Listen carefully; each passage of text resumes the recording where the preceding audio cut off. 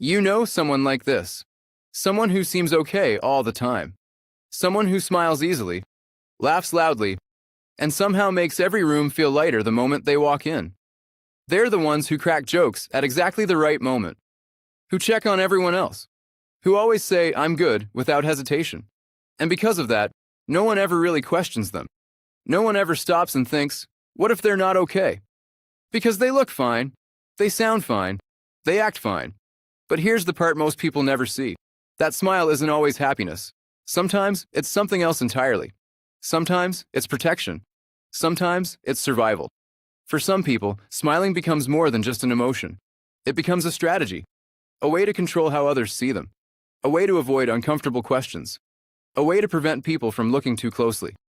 Because when you smile, people relax. They assume you're okay. They stop digging deeper. And if you're someone who doesn't want to explain what you're going through, that works perfectly. So instead of saying, "I'm overwhelmed," they smile. Instead of saying, "I'm not okay," they laugh it off. Instead of breaking down, they hold it together. Instead of asking for help, they become the person everyone else depends on. And over time, this stops being a conscious decision. It becomes automatic, something they do without thinking, like breathing, like reacting, like surviving. This pattern usually doesn't appear out of nowhere. It often starts early. Maybe they grew up in an environment where showing emotion didn't feel safe.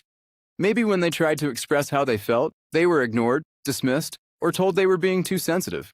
Maybe they learned that vulnerability didn't lead to comfort, but to judgment, discomfort, or rejection. So their brain adapted. It created a simple rule. If showing pain leads to negative outcomes, then pain should be hidden. And if smiling makes things easier, then smiling is the better option. Over time, that rule becomes deeply wired. It becomes the default response. Eventually, they become known as the strong one, the reliable one, the calm one, the person who never seems to fall apart no matter what's happening around them. And at first, that identity feels good. It gives them a sense of purpose, a sense of control. People respect them. People trust them. People rely on them. But slowly, that identity becomes a trap. Because once people see you as strong, they stop checking if you're struggling. Once people assume you're okay, they stop asking deeper questions. And once you've built that image, it becomes incredibly hard to break it. Because now, if you show weakness, it feels like you're letting people down. It feels like you're breaking character. It feels like you're failing the version of yourself that everyone else believes in. So you keep going, even when you're exhausted, even when you feel emotionally drained, even when you're carrying things that are getting heavier by the day. You keep smiling. You keep showing up. You keep being the version of yourself that everyone expects. And here's the problem. The longer you do this, the harder it becomes to stop. Because now, it's not just something you do for others. It's something that starts to define you. The smile becomes part of your identity. But underneath that, there's something else. There's pressure. Constant pressure. The kind that builds slowly over time. The kind that doesn't explode immediately, but instead sits quietly in the background. There's overthinking. Replaying conversations. Wondering if you said the wrong thing. Wondering if anyone would care if you actually opened up. There's emotional exhaustion. The kind that doesn't always look dramatic, but feels heavy.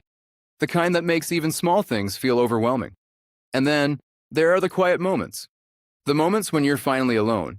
When there's no one to perform for. No one to reassure. No one to entertain. That's when everything you've been holding in starts to surface. Not all at once, but enough to remind you that it's still there. And the strange part is, even though you're surrounded by people, you can still feel completely alone.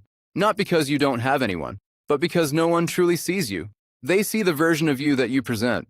The smiling version, the strong version, the easygoing version. But they don't see what's underneath that. And the longer you hide that side of yourself, the harder it becomes to reveal it.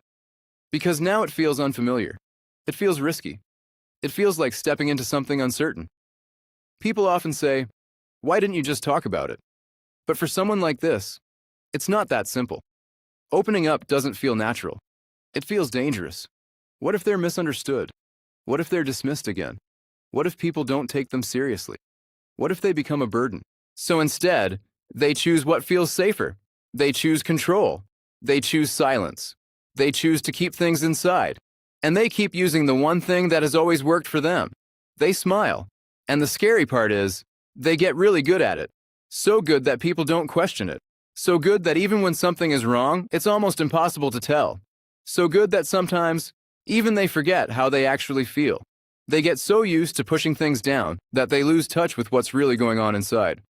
Until one day, it starts catching up. Not all at once. Not in a dramatic way. But slowly. Subtly. Through exhaustion. Through lack of motivation. Through feeling disconnected from things that used to matter. Through moments where the smile feels harder to maintain. And even then, they might still hide it. They might still show up the same way. Still smile. Still laugh. Still act like everything is normal. Because that's what they've trained themselves to do. But here's the truth. Smiling through pain doesn't make the pain go away. It just delays it. It pushes it further down. It hides it behind something that looks acceptable, but it doesn't remove it. And over time, that hidden weight grows. Quietly, gradually, until it becomes harder to carry. And the people who seem the strongest on the outside are often the ones carrying the most on the inside, not because they're incapable of handling it, but because they've been handling it alone for too long. So if you see someone like this, someone who always seems okay, someone who always smiles, someone who always shows up for others, understand that there might be more beneath the surface. Not always, but sometimes. And if you are someone like this, someone who hides behind a smile, someone who avoids showing pain, someone who feels like they have to stay strong all the time, then this matters even more. You don't have to carry everything alone. You don't have to hold everything in. You don't have to keep performing the same role forever. Real strength isn't about never breaking. It's not about hiding everything. It's not about always being okay. Real strength is about being honest, even when it's uncomfortable, even when it feels unfamiliar, even when it feels risky. And that doesn't mean you have to suddenly tell everyone everything. It doesn't mean you have to change overnight. It just means allowing yourself to be a little more real, a little more open, a little less hidden, because your pain isn't something to be buried forever. It's something that deserves to be understood. And the moment you stop hiding it completely, even just a little, is the moment things can start to change.